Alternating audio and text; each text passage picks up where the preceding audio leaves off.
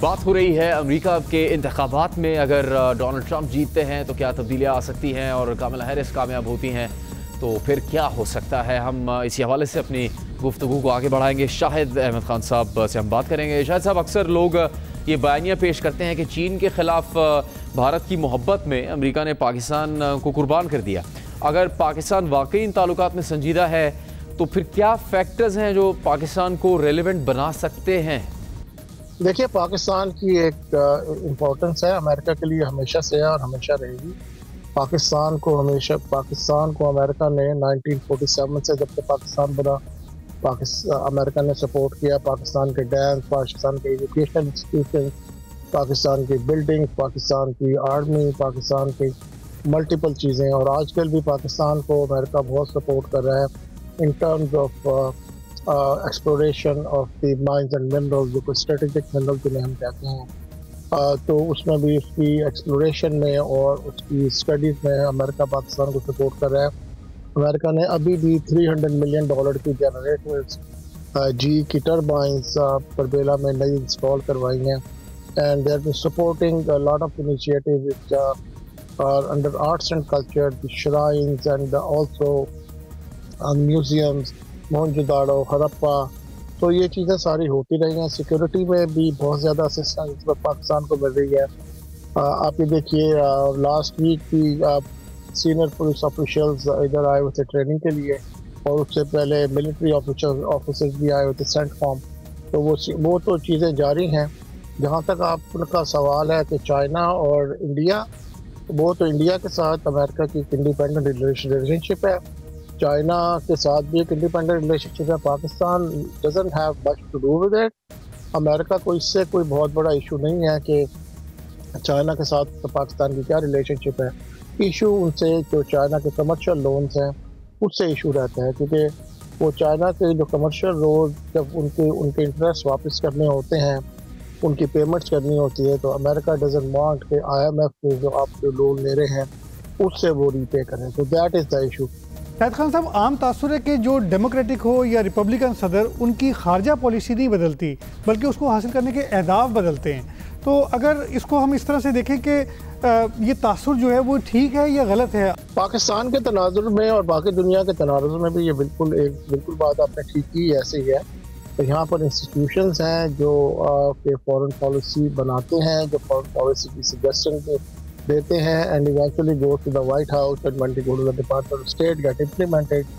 यहाँ पर think tanks हैं, यहाँ पर एजुकेशन इंस्टीट्यूशंस हैं, यहाँ पर ट्राइलैटरल कमीशन है, पेंटागन है, and there are many foreign policy related think tanks and institutions who discuss and formulate the suggested foreign policy. Pennsylvania चलते हैं, जहां जियो न्यूज़ के नुमाइंदे अयाज अकबर यूसुफजई मौजूद हैं। अयाज, पेंसिल्वेनिया में डोनाल्ड ट्रंप पर हमला हुआ था, तो उसका कितना असर लोगों के जहनों पर नज़र आ रहा है? डेमोक्रेट्स और रिपब्लिकन वोटर्स क्या कहते हैं कि इस रियासत के नताइज पर इस वाक़े का किसी हद तक असर हुआ है? इलेक्शन में कुछ ही जो है पोलिंग के अंदर कुछ ही घंटे रह गए हैं, और बड़ी इंपॉर्टेंट ये पेंसिल्वेनिया की रियासत का जो वोट है, 19 इलेक्टोरल कॉलेज के जो लोग मुंतखब यहाँ से होंगे, उन्होंने इस पूरे सिस्टम का पलड़ा जो है वो चेंज करना है। कुछ हमारे पास लोग मौजूद हैं यहाँ पर लोकल, उनसे हम बात करेंगे। कैसे देखते हैं इस पूरे इलेक्शन प्रोसेस को, और पेंसिल्वेनिया का किरदार इस इलेक्शन में कितना है? पेंसिल्वेनिया, जैसे आप मालूम है कि एक स्विंग स्टेट है और ये बहुत क्रूशियल रोल प्ले करती है। आप अगर देखें तो रोज़ाना ही कोई दोनों मेन कैंडिडेट्स में से या चारों मेन कैंडिडेट्स में से कोई ना कोई यहाँ पे आता है और वो अपने आपको प्रेजेंट कर रहे हैं और बता रहे हैं कि हम क्या पेश करना चाह रहे हैं और क्या हमारी पॉलिसीज़ होंगी, किस तरह से हम चेंज लेके आएंगे। जो करंट पॉलिसीज़ हैं और जो ट्रंप हैं वो उसके बिल्कुल ऑपोजिट बात कर रहे हैं कि हम इसको बिल्कुल कंटिन्यूसली चेंज करेंगे, वॉर्स को स्टॉप करेंगे और लोकल मैन्युफैक्चरिंग और जॉब्स में वो चेंज लेके आएंगे और इन्हांसमेंट करेंगे ताकि मोर जॉब अपॉर्चुनिटीज़ प्रोड्यूस कर सकें। फिलाडेल्फिया जहाँ पर सदारती डिबेट भी हुई थी, और पिट्सबर्ग की बात की जाए तो वहाँ स्याह फार्म वोटर्स हैं, डेमोक्रेटिक पार्टी को सपोर्ट करता रहा है। अगर वो वोटर जो है बड़ी तादाद में निकला, ख़वातीन ने वोट पोल किए, तो कामिला के अच्छे चांसेस हैं। और इसके अलावा जो रूरल काउंटीज़ हैं वहाँ डोनाल्ड ट्रंप काफ़ी स्ट्रॉन्ग है, सिंपैथी वोट भी उनको मिल रहा है और उन्होंने मुतअद्दिद दौरे भी किए। कैंपेन के आखिरी दिनों में भी दोनों जो हैं सदारती उम्मीदवार वो उन्होंने पेंसिल्वेनिया पर ही फोकस रखा। असफर मलिक साहब, अमेरिका में सदारती इंतखाबात के साथ साथ कांग्रेस यानी सेनेट और हाउस ऑफ रिप्रेजेंटेटिव के भी इंतखाबात होते हैं, रियासती असम्बलियों के भी मुख्तलिफ बोर्ड्स और जजेस का भी चुनाव किया जा रहा होता है। कांग्रेस का पलड़ा किस तरफ आपको जाता नजर आ रहा है? आम आवाम है वो ये चाहती है कि कांग्रेस और प्रेसिडेंट हाउस डिवाइडेड रहे, तो उससे ज़्यादा चेंजेस नहीं आते हैं। कोई एक साइड अगर हो जाए ना तो फिर वो बड़े चेंजेस लाएंगे अपने मकसद के लिए और जो उनका एजेंडा है। So the public usually, or market especially, the market and the economy wants things to be stable. So they want के कोई divided house रहे। तो उसमें ये कि individual senators और congressmen अपने अपने इलाकों में जो हैं वो usually incumbents जो रहते हैं ना वो उनके chances होते हैं ज़्यादा जीतने के। कुछ जगह incumbents रिटायर हो रहे हैं तो नया आदमी आता है, कुछ जगह इन्होंने चेंजेस, अगर कोई रेडिकली किसी ने कुछ किया है गलत और जो डेमोग्राफिक्स चेंज हो गए हैं, तो अब जैसे टेक्सास में क्रूज जो है वो is winning for a long time, मगर टेक्सास की डेमोग्राफी चेंज हो गई है और ये वुमेन इश्यूज पे अभी चांसेस हैं कि डेमोक्रेट सेनेटर जीत सकता है, विच हैज नेवर हैपेंड। हो सकता है। अब ये सारी बातें हैं, डिटेल हैं, हर जगह की अलग अलग हैं, बट द चांसेस आर के कह रहे हैं कि सेनेट में maybe Democrats will take a majority, तो कह रहे हैं। अब देखें, अब रिजल्ट्स आते हैं तो देखते हैं कैसा होता है। तो यही कह रहे हैं कि अगर ट्रंप जीतता भी है तो डेमोक्रेट्स की अगर मेजॉरिटी होगी तो चीज़ बैलेंस रहेगी, थोड़ी बहुत एक साइडेड लॉप साइडेड नहीं होगी उस वक्त। सलमान बोजरी साहब, आपके ख्याल में पाकिस्तानी कम्युनिटी को इस चीज़ का अंदाज़ा है कि उनके लिए सदारती इलेक्शन से ज़्यादा लोकल बोर्ड, रियासती असम्बली, जजेस का इंतखाब ये ज़्यादा मैटर करता है उनकी लाइफ पर?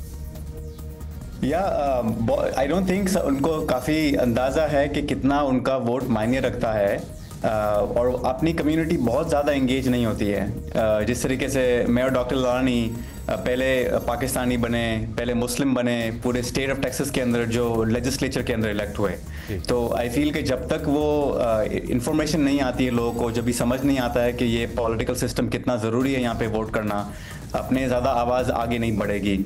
और आप वही देख रहे हो कि जो मिडल ईस्ट में हो रहा है वॉर, उसके लिए भी आप सिमिलर चीज़ें हैं, बिकॉज अपने बहुत सारे कैंडिडेट्स नहीं रन करते, इलेक्ट नहीं होते, इसके लिए अपनी पॉलिसी शेप नहीं होती ये कंट्री के अंदर। आमिर सुल्तान साहब, 7 करोड़ 70 लाख यानी तकरीबन 1/3 वोटर अपना हक राय दही पहले ही इस्तेमाल कर चुके हैं। आपने भी इस बारे में बात की थी। आपके हल्के पर अर्ली वोटिंग की शरह के असरात क्या रहे हैं, और ये भी कि अर्ली वोटिंग के मुकाबले में इलेक्शन डे पर वोट डालने वालों की शरह क्या होती है? बहुत बड़ा फर्क होता है। रिपब्लिकन जो है ना वो प्राइमरीली ऑन द डे, यानी कल उनका जो डे फिक्स होता है ट्यूसडे, वो कहते हैं वही वोटिंग डे है। ये वो बिलीव नहीं करते अर्ली वोटिंग में और एब्सेंटी बैलेट वगैरह में। लेकिन इस दफ़ा ऐसा है कि रिपब्लिकन बहुत ज़्यादा नंबर्स में निकले हैं अर्ली वोटिंग के लिए भी, और हमारे पास डेटा आ रहा है कि कितने रिपब्लिकन कंजर्वेटिव्स निकले और कितने रह गए हैं। अभी भी बहुत सारे रिपब्लिकन कंजर्वेटिव्स नहीं निकले, वो कल का इंतज़ार कर रहे हैं। तो अगर आप परसेंटेज की बात करते हैं ना, परसेंटेज वाइज, तो अभी भी मैं ये आई थिंक जो लोग अर्ली वोटिंग में रिपब्लिकन्स निकले हैं परसेंटेज वाइज कम है, अभी ज़्यादा कल निकलेंगे। तनवीर अहमद साहब, नताइज तो शायद 5 नवंबर की शब आ जाए, मगर इस बार आपको पुरतशद्दुद वाक़यात का खदशा है या इस मरतबा शायद इसका इम्कान ना हो? देखिए, मेरा नहीं ख्याल कि आपको 5 की रात को शाम को जो है ना, चाहे वो 12 बजे या 2 बज जाए, कि आपको नताइज पूरे मिलेंगे। मुझे ये लगता है कि अगर आप थोड़ा सा देखें तो 2012 में या इससे पहले भी एक दफ़ा 2-3 दिन बाद जाके ये डिक्लेयर हुआ था कि जो प्रेसिडेंट इलेक्ट कौन है।